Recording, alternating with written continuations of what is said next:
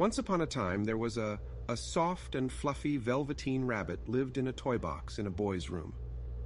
Each day, the boy opened the toy box and picked up Velveteen Rabbit, and Velveteen Rabbit was happy. Then newer, brighter toys came into the toy box. They had special tricks. Some could move when the boy pushed a button. Others bounced high. Velveteen Rabbit had no special tricks or buttons. No wonder the boy started to choose these other new toys. At night, when the toys were back all in the toy box, the other toys talked with pride about the fine things they could do. Velveteen Rabbit was quiet. There was not much to say. Only one other toy in the toy box was like Velveteen Rabbit. Cowboy Horse was also a soft, fluffy toy, but he was old. Most of his hair was worn away. Cowboy Horse said to Velveteen Rabbit, "Soft toys like us are really the lucky ones. We get loved the most, and when soft toys get loved and loved, we can become real." "What is real?" said Velveteen Rabbit. "Being real is the best," said Cowboy Horse. "You can move when you want to move. When you are real, if you are loved, you can show your love back." One day Nana, who took care of the boy, flew open the lid of the toy box. She said in a busy tone, "Oh dear, that walking doggy is missing. I must find something else for the boy." In a second, Velveteen Rabbit was plopped down onto the bed with the boy. This began another happy time for Velveteen Rabbit. Each night the boy would hold Velveteen Rabbit close in his arms. In the morning, the boy would show Velveteen Rabbit how to make rabbit holes under the sheets. If the boy went outside to a picnic or to the park, Velveteen Rabbit would come with him too. After a while, with the hugging and holding, much of Velveteen Rabbit's fur got matted down. Its pink nose grew less pink with all the boy's kisses. But Velveteen Rabbit did not care. It was happy. One day the boy became sick. His forehead got very hot. The doctor came and went. Nana walked back and forth in fear. Day after day, the boy stayed in bed. There was nothing for Velveteen Rabbit to do but to stay in bed, too, day after day. Then at last, the boy got better. Such joy in the house. The doctor said the boy must go to the shore. How wonderful, thought Velveteen Rabbit.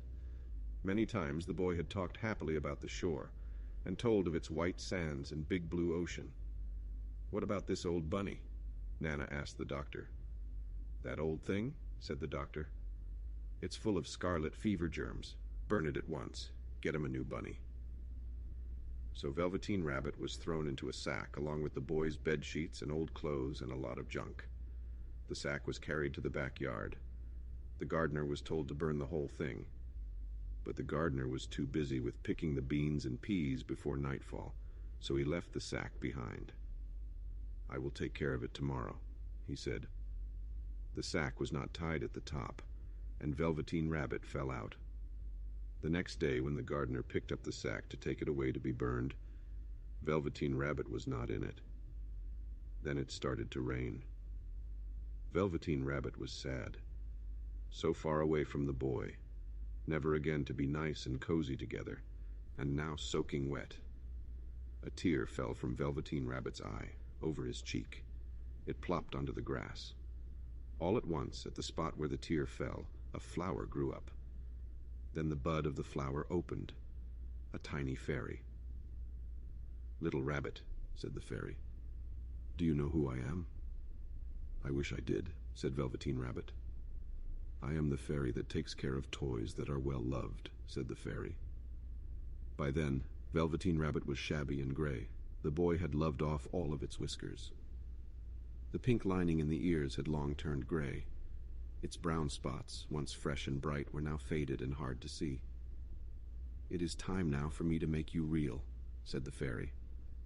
"I think I remember real," said Velveteen Rabbit. Now what was it Cowboy Horse had said? Ah, yes. When you are real, you can move when you want to move. If you are loved, you can love back. With one touch of the fairy's wand, Velveteen Rabbit felt different, tickly. All of a sudden, each one of its two legs sewn together tight could move. A fly landed on Velveteen Rabbit's head and it was itchy. As quick as a wink, that foot was up at the Velveteen Rabbit's head to scratch it off. So this is being real. I can move when I want to move. "I will show you some new friends," said the fairy.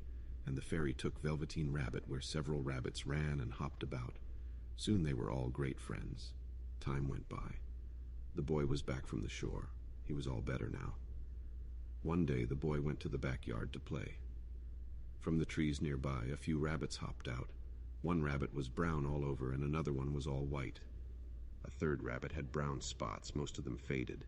That one hopped the closest to the boy. The boy thought, "Why, this rabbit looks just like my old bunny that was lost when I was sick. I loved that bunny." What he didn't know was that it was his very own bunny, come back to see the boy. For he was the reason the Velveteen Rabbit had become real.